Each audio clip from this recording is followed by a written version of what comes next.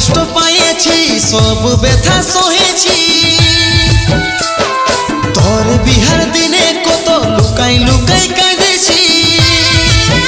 শুধু তোকে খুশি দেখার কারণে অভিশাপ হয়ে আলিস জীবনে বোধহয় সুখ পাবো আমি মরণে অভিশাপ হয়ে আলিস জীবনে বোধহয় সুখ পাবো আমি